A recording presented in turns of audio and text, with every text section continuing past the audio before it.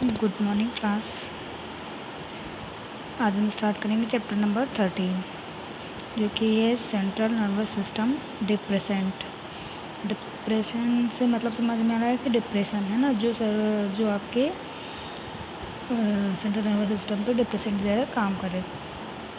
तो उसमें आती है जनरल एनेस्थीसिया। तो लास्ट लेक्चर में मैंने बताया था कि जनरल एनेस्थीसिया और एक होती है आपके कौन सी लोकल एनेस्थीसिया है ना। तो ये जनरल एनेस्थेटिक्स के बारे में आज हम पढ़ेंगे। ठीक है, लोकल वो होती है, दोनों में डिफरेंस इतना है कि जो लोकल होती है वो एक पर्टिकुलर एरिया पे आपके वर्क करती है, और जो जनरल एनेस्थीसिया होती है वो होल बॉडी पे या पूरे नर्वस सिस्टम पे ही वर्क करती है। ठीक है, तो जो जनरल एनेस्थीसिया है उसके बाद देखते हैं जनरल एनेस्थेटिक्स क्या होते हैं। General anaesthetics are depressant of the central nervous system. ये क्या होते हैं? ये डिप्रेसेंट होते हैं सेंट्रल नर्वस सिस्टम के, है ना। They are suppose to particularly depress the ascending reticular activity system in the brain. ये जो होते हैं ये पर्टिकुलर डिप्रेस करते हैं मतलब किसी भी एक्टिविटी को, जो हमारे ब्रेन में एक्टिविटीज़ हो रही होती हैं उनको ये डिप्रेस करते हैं, मतलब शांत करने का काम होता है ना वो। Which is responsible for maintaining a state of wakefulness. तो जो कि आपके मतलब ठीक तरह से मतलब जो स्टेट होती है, कहने का मतलब नॉर्मली ये आप समझ लीजिए कि एनेस्थीसिया क्या करता है, आपके ब्रेन को एकदम शांत कर देता है, ऐसे कि किसी कुछ पता ही नहीं चलता है ना, पेन हो रहा है कुछ भी हो रहा है पता नहीं चलता है। फिर उसके बाद में आप एकदम उस समय आप रिलैक्स रहते हो, तो वो करता है। Therefore they produce a total or partial insensibility to pain and also temporary loss of consciousness। तो मतलब क्या है, जो ये ड्रग्स होती हैं है ना, वो आपके बॉडी में होने वाले पेन को या किसी टेम्परेरी कोई भी मतलब इंसान को समझ लीजिए कैसे कोई बेहोश हो गया कुछ ऐसा मतलब हो रहा है, तो उसको टेम्परेरी ये लॉस करती हैं या पेन को ख़त्म करती हैं, इस तरह से कहा जा सकता है ना। क्योंकि एनेस्थीसिया का काम यही होता है कि आपके पेन हो रहा होता है तो उस पेन को पर्टिकुलर पेन के एरिया को एकदम सुन्न टाइप का कर देती है ना, ऐसे कि एकदम पता ही नहीं चल रहा है, तो वो करती है। Which is known as anaesthesia, जिसे हम एनेस्थीसिया कहते हैं। It is necessary to produce anaesthesia for certain surgical operation to be carried out. ये एनेस्थीसिया नॉर्मली यूज़ किया जाता है डिफरेंट टाइप के जो ऑपरेशंस होते हैं उनके लिए ना। ऑपरेशन में तो एनेस्थीसिया देते हैं, एनेस्थीसिया के लिए डॉक्टर भी अलग होते हैं, जो एनेस्थेटिक की रिस्पॉन्सिबिलिटी उनकी ही होती है ना कि किसी और डॉक्टर की। तो जो एनेस्थीसिया के डॉक्टर होते हैं वो अलग से रखे जाते हैं, उनसे कहा जाता है एनेस्थीसिया के डॉक्टर हैं ये। तो वो जो इंजेक्शन वगैरह देते हैं तो वो उनका एनेस्थीसिया अलग होता है।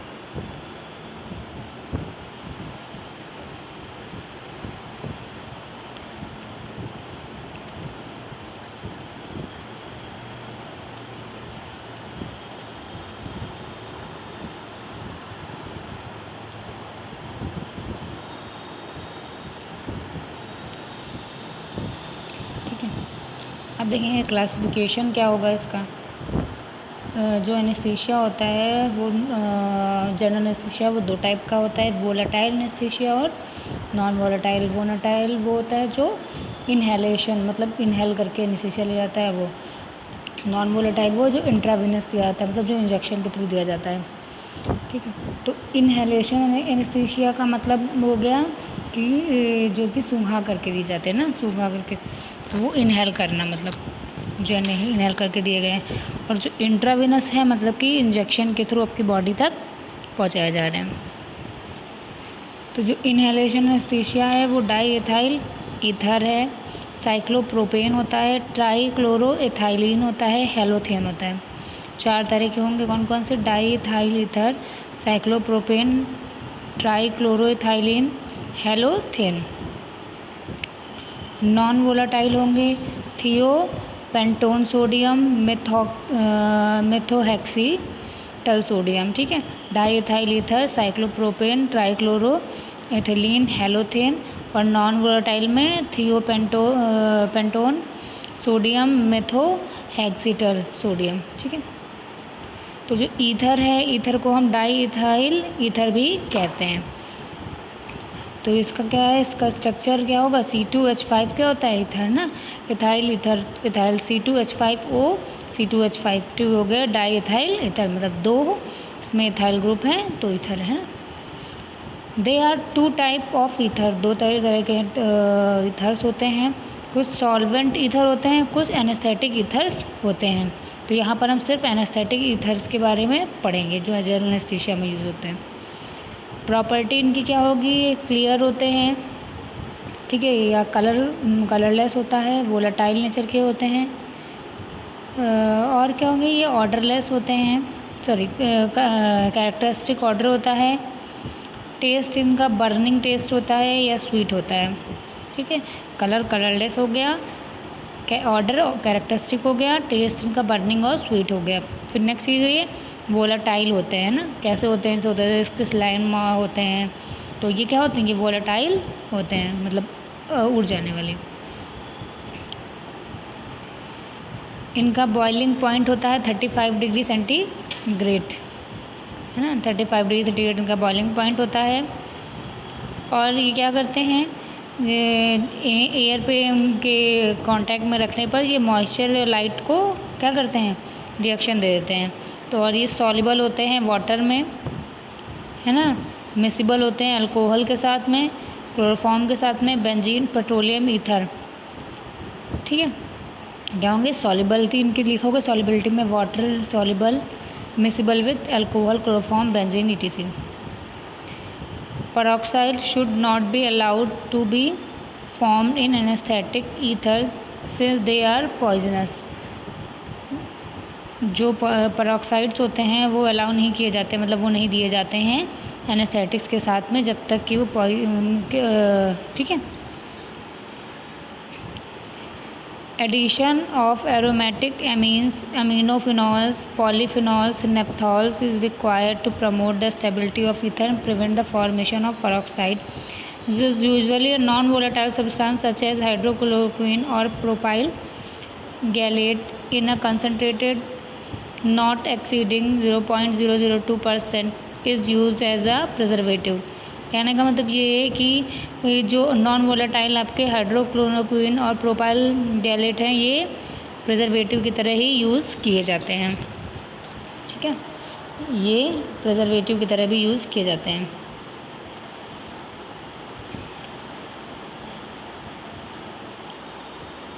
यहाँ तक आप छोड़िए, बात करेंगे इसके बाद में हम आइडेंटिफाई कैसे करेंगे इसको। तो जो एनेस्थीसिया है ना, बीपी में इसे ईथर लिखा हुआ एनेस्थेटिक ईथर है ना, बीपी में दिया गया है, तो उसके लिए पूरा प्रोसीजर किया जाएगा। उसको हम क्या करेंगे, डिस्टिलेशन करेंगे उसका, है ना, डिस्टिल करेंगे 34 to 35 डिग्री सेंटीग्रेड पे, है ना, और क्या करेंगे इसको फिर गर्म करेंगे। गर्म करने पर इसकी डेंसिटी चेक करेंगे जो कि 0.714 से 0.1716 के बीच में होनी चाहिए। तो कहने का मतलब ये है कि आप ओवरऑल छोड़िए, कलर लिखिए, ऑर्डर लिखिए, टेस्ट लिखिए, सॉल्युबिलिटी लिखिए, यहाँ से आपको डेंसिटी भी मिल गई। ठीक है, डेंसिटी भी यहाँ से मिल गई। इसकी डेंसिटी कितनी है, 0.714 से 0.716 तक होती है। बाकी चीज़ें मत लिखिए, बाकी लिखने की ज़रूरत नहीं है, सिर्फ जो मेन है वो आपको लिखना है। ठीक है, इसमें केमिकल प्रॉपर्टी नहीं है। स्टेबिलिटी और स्टोरेज वही है कि ये जब आप लाइट के कांटेक्ट में से रखते हो या एयर कांटेक्ट में रखते हो तो ये क्या होता है, ये रिएक्शन दे जाता है। तो इसे वेल क्लोज कंटेनर में लाइट से दूर रखना चाहिए, ड्राई प्लेस पे।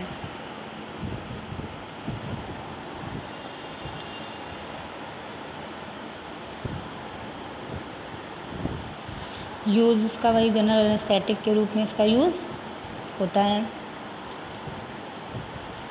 एनाल्जेसिक होता है ये।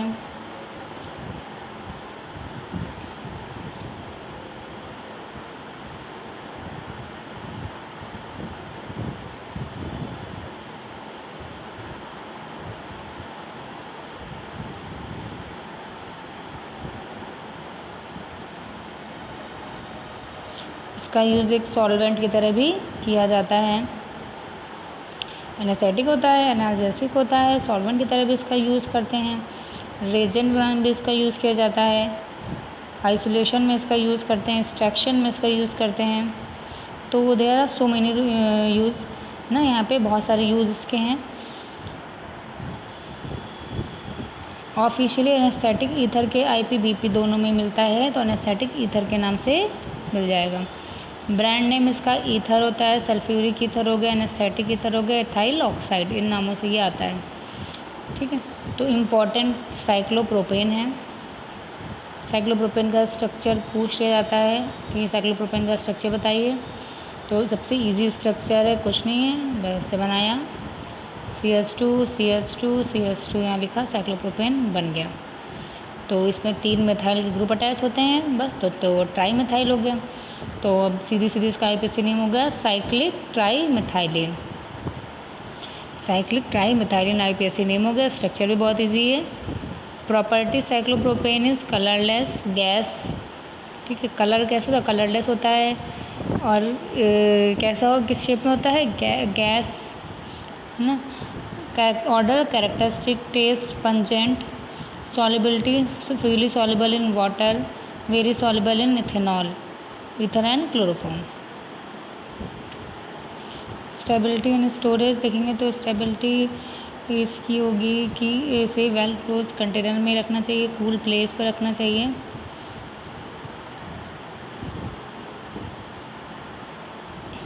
और इसे किसी सिलेंडर टाइप की जैसे सिलेंडर में रखना चाहिए, प्लास्टिक में नहीं बल्कि सिलेंडर में रखना चाहिए।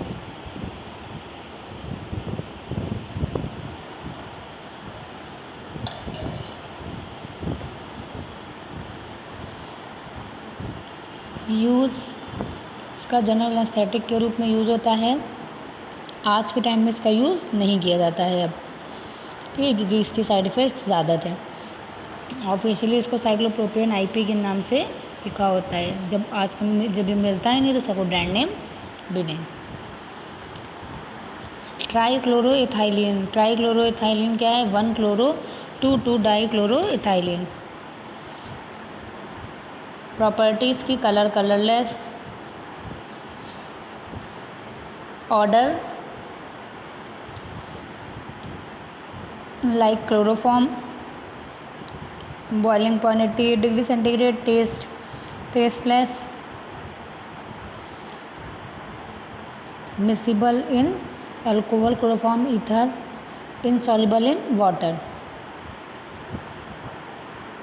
ये देखिए, ठीक है।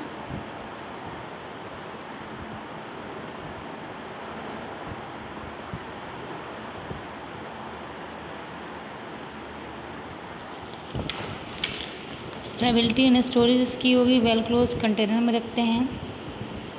से यूज़ इसके जनरल एनेस्थेटिक के रूप में इसका यूज़ किया जाता है।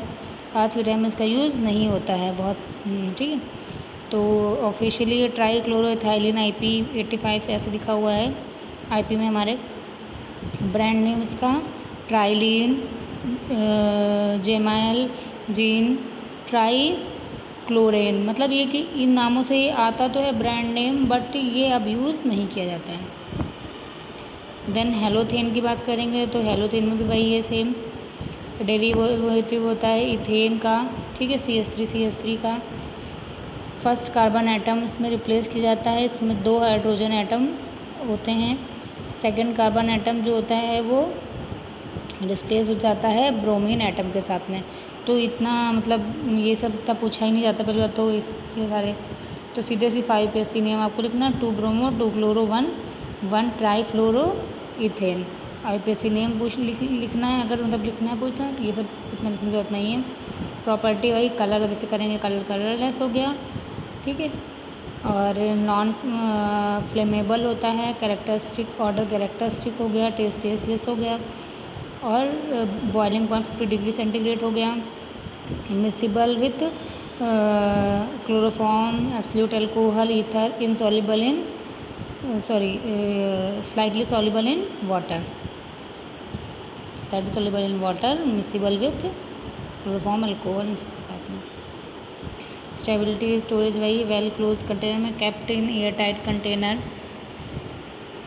यूज़ जनरल एनेस्थेटिक के रूप में इसका यूज़ होता है।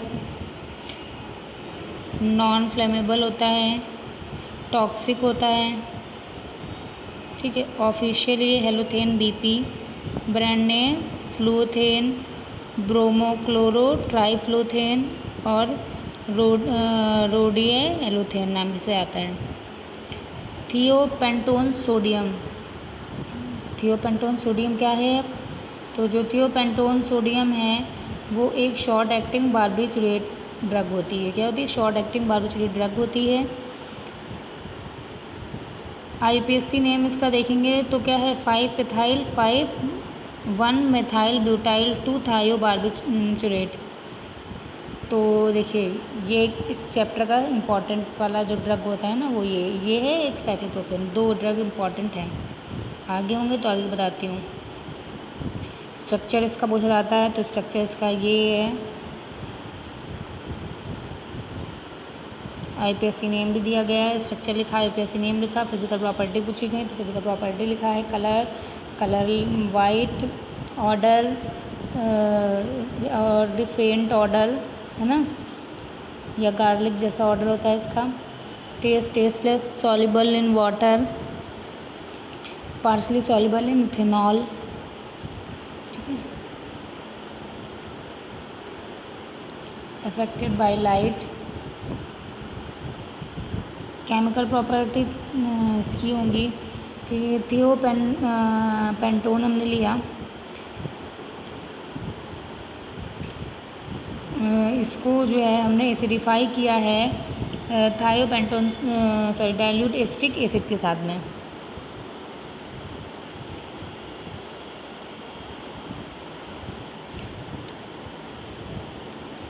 हमने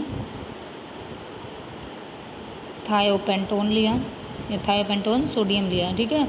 उसमें एसिटिक एसिड ऐड किया है तो क्या हो रहा है? ये प्रेसिपिटेट दे रहा है।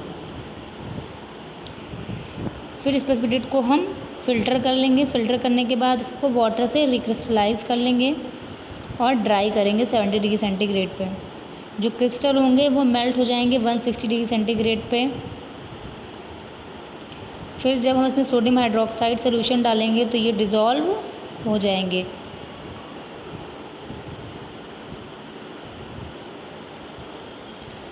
फर्स्ट क्या इसमें सोडियम नाइट्रोप्रोसाइड ऐड करेंगे। 15 मिनट के बाद में इसमें डाइल्यूट HCl ऐड करेंगे और एक रेडिश वायलेट कलर देगा।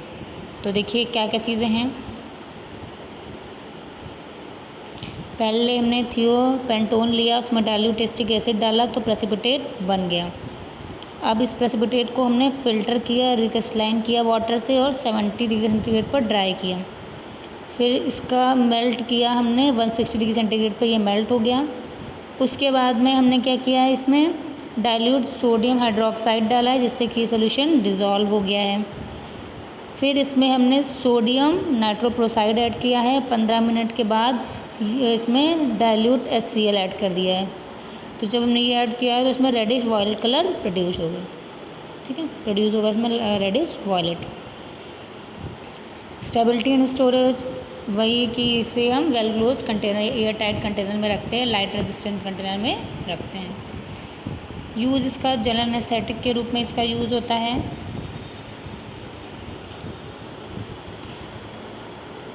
नॉन इरिटेंट होता है, अल्ट्रा शॉर्ट एक्टिंग होता है,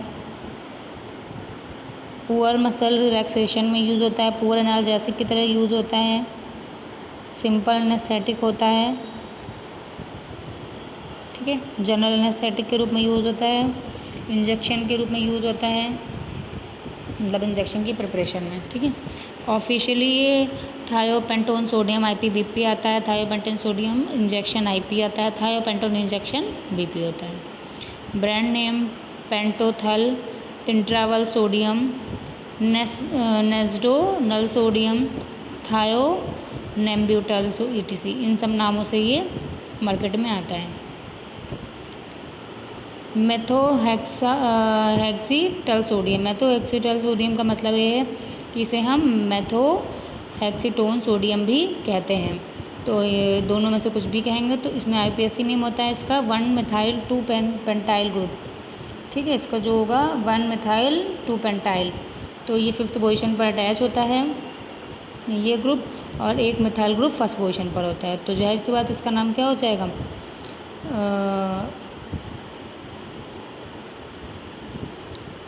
1-methyl। ठीक है, 1-methyl फिर इसके बाद ब्रैकेट में 1-methyl 2-pentyl 1-methyl 5 ब्रैकेट में 1-methyl 2-pentyl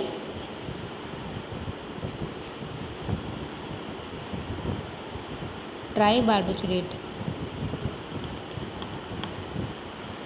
प्रॉपर्टीज़ की देखेंगे तो colour white, odourless, character tasteless, melting point 92-96 degree centigrade, solubility soluble in water, insoluble in organic solvent,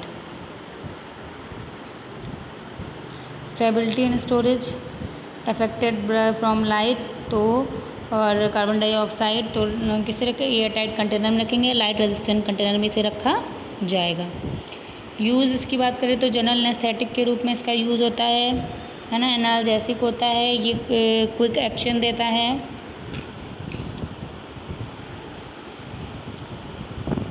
ये IP और BP में ऑफिशियली नहीं लिखा हुआ है। ठीक है, ये ऑफिशियली नहीं दिया गया है, ये ड्रग ऑफिशियल नहीं है कि IP BP में दिया, किसी बुक में नहीं है ये, सिर्फ इसके ब्रांड नेम आते हैं ब्रीवाइटल सोडियम, ब्रीवी मिथाइल मिटाइल और सोडियम ETC। ठीक है, क्या कहते हैं, ब्रीवाइटल sodium, brittle sodium, ब्रीवाई metal sodium, इन नामों से ये मार्केट में आता है, बट इसका IP BP में कोई भी नाम नहीं लिखा है, तो इसका ऑफिशियल प्रिपरेशन इसलिए हम नहीं कह सकते कोई भी। दूसरे एनेस्थेटिक्स होते हैं कुछ, जैसे कि methoxyflurane, enflurane, isoflurane, nitrous oxide, propofol, etomidate, diazepam, lorazepam, midazolam, ketamine, fentanyl, droperidol. तो ये और आते हैं, मगर ये आपके सिलेबस से बाहर है, इसलिए इनको नहीं एक्सप्लेन किया गया है। तो जो आपके सिलेबस में वो ये हैं, इसका इम्पॉर्टेंट क्वेश्चन ये है कि देखिए, सबसे पहले तो यही चीज़ है कि इसमें जो पहला क्वेश्चन है आपका वो होगा कि what is general anaesthetics. First question है आपका व्हाट इज़ जनरल एनेस्थेटिक।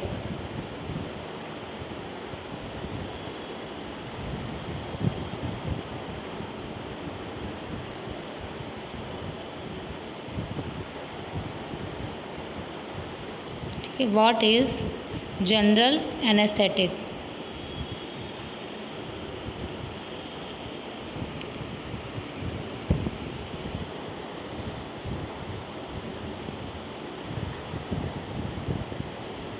हो गया what is general anaesthetic. Next question है classify general anaesthetics. Classify general anaesthetics. Classify general anaesthetics. Third question है आपका एक्सप्लेन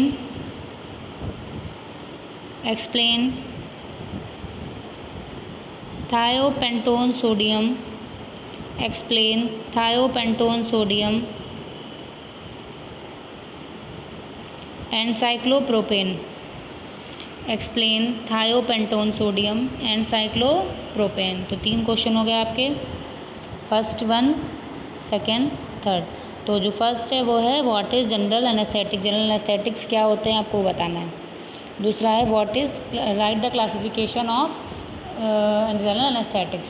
आपको जनरल एनेस्थेटिक्स का क्लासिफिकेशन लिखना है। तीसरा है explain cyclopropane and thiopentone.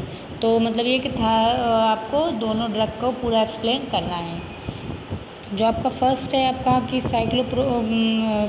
General anaesthetics क्या होते हैं, तो जो जनरल एनेस्थेटिक्स उसमें लिखना जनरल एनेस्थेटिक्स होते क्या हैं, और किसी एक को आप एक्सप्लेन कर देंगे जी, किसी को भी A to Z जो आपको इसमें समझ में आ रही इजी हो वो लिख दीजिएगा। क्लासिफिकेशन में भी सेम वही क्लासिफिकेशन लिखें, किसी एक ड्रग को आप एक्सप्लेन करेंगे। और यहाँ पर जो एक्सप्लेनेशन करना है वो आपको पूरा करना है with IUPAC name, structure, brand, official, chemical, physical use, जो भी है। अब आप सोचेंगे इसमें नहीं है, जिनमें नहीं है उनको नहीं लिखिएगा, कोई दिक्कत नहीं है, बट जिनमें है उनको लिखना कंपलसरी है, ठीक है। जैसे इसमें दिया हुआ है आपका साइक्लोप्रोपेन, तो साइक्लोप्रोपेन में मतलब एक डेंजरस ड्रग थी जो अब नहीं आती है, तो इसका ब्रांड नेम नहीं है तो मत लिखिए आप। इसकी केमिकल प्रॉपर्टी नहीं है तो मत लिखिए आप, ठीक है। ऐसे ही जो इसमें नहीं है उसे मत लिखिए। हाँ बस ये जैसे कि यूज़ वगैरह होता है तो यूज़ वगैरह थोड़ा बहुत इधर से सर्च कर लीजिएगा, आपको असाइनमेंट बना रहे हो तो उसी हिसाब से आप असाइनमेंट की तरह बना के रखोगे इसे, ठीक है। तो ये वाली क्लास तो ओवर हो गई आज की। तो जनरल एनेस्थेटिक हमारा फिनिश हो गया है ना। तो जनरल बाकी नॉर्मल आप जनरल एनेस्थेटिक के बारे में खुद मतलब सोच के लिख सकते हैं कि जनरल एनेस्थेटिक्स क्या है। जनरल एनेस्थेटिक्स वो होते हैं जो कि ऑपरेशन से पहले या फिर किसी को पेन से रिलीव करने के लिए वो एनेस्थेटिक्स दिए जाते हैं, है ना। जिससे कि आप ऐसे पूरा एक्सप्लेन कर सकते हो एनेस्थीसिया क्यों दिया जा रहा है। आप हिंदी में लिख रहे हो, हिंदी में एक्सप्लेन कर दो, जो भी आप एक्सप्लेन कर सकते हो इसमें कि एनेस्थीसिया क्या है। इसमें थोड़ा लिखा हुआ है बट आपको जो नॉलेज है वो आप इसमें लिख सकते हो पूरी कि जनरल एनेस्थीसिया जो होता है वो क्या करते हैं, बॉडी को रिलैक्स कर देता है ना। पेन उसमें नहीं होता है उस टाइम, उस बॉडी को पता ही नहीं चलता है कि और ऑपरेशन वगैरह सब कुछ हो जाता है ना। ये सब चीज़ें एनेस्थीसिया में होती हैं। तो इनके लिए एक अलग से डॉक्टर होता है, और अगर इनकी डोज ज़्यादा हो जाए तो वॉमिटिंग्स वगैरह होती हैं। और हाँ, अगर एनेस्थीसिया के पेशेंट को रिकवर होने के बाद भी वॉमिटिंग्स होना नॉर्मल है ना, कि वॉमिटिंग्स वगैरह थोड़ा बहुत हो रही हैं, थोड़ा बहुत डिजीनेस लग रही है तो वो नॉर्मल है। बट अगर एनेस्थीसिया देते ही उसे वॉमिटिंग हो रही है या कुछ रिएक्शन हो रहा है तो ये सब उसकी हाई डोज की वजह से होता है, ठीक है। जनरल एनेस्थीसिया ज़्यादा मात्रा में लेने पे ये आपके CNS को क्या करता है, CNS पे इफेक्ट डाल देता है। ज़्यादा एनेस्थीसिया देने से CNS पे इफेक्ट डाल देता है। और एनेस्थीसिया के लिए अलग से डॉक्टर होते हैं आपके हॉस्पिटल्स में जो एनेस्थीसिया को लगाते हैं, है ना। तो ये इस तरह हो गया। यूज़ आपका हो गया, दो तरह की होती है, नॉन वोलेटाइल और वोलेटाइल, है ना। और या फिर कह सकते हैं कि वो ड्रग जो कि आपके इनहेलेशन मतलब सांस के द्वारा दी जाती है, और वो ड्रग जो कि आपके इंजेक्शन के द्वारा दी जाती है। दो तरह की मेन होती हैं ये आपने पढ़ लिया, है ना।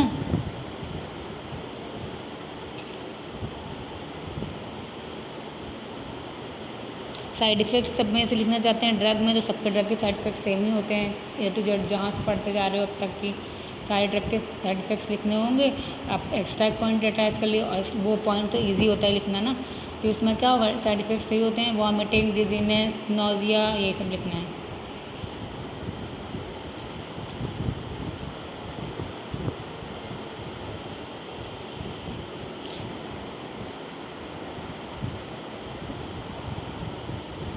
केमिकल प्रॉपर्टी नहीं है, मत लिखिएगा।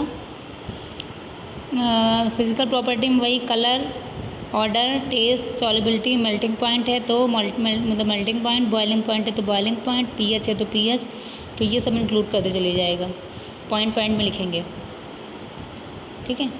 तो नेक्स्ट क्लास में हम देखेंगे हमारा चैप्टर नंबर 14, ओके। तो आज के 3 क्वेश्चन यही थे। 3 क्वेश्चन थे कि आपके what is general anaesthetics, general anaesthetics क्या होते हैं, right the classification of general anaesthetics, general anaesthetics का क्लासिफिकेशन लिखना है, ठीक है। और एक्सप्लेन आपका क्या करना था, थायोपेंटोन और साइक्लोप्रोपेन, तो इन दोनों को आपको एक्सप्लेन करना है। एक्सप्लेनेशन में पूरा एक्सप्लेन करना है, एनेस्थेटिक्स क्या होते हैं, उनमें एनेस्थेटिक्स क्या होते हैं, प्लस एक ड्रग एक्सप्लेन कर ले लीजिएगा कोई भी, ठीक है। इसके स्ट्रक्चर ना हो उसमें से भी कोई ड्रग चलेगी। क्लासिफिकेशन में भी सेम क्लासिफिकेशन लिखना है, कोई भी एक ड्रग को एक्सप्लेन कर देना है, ठीक है। Thank you class.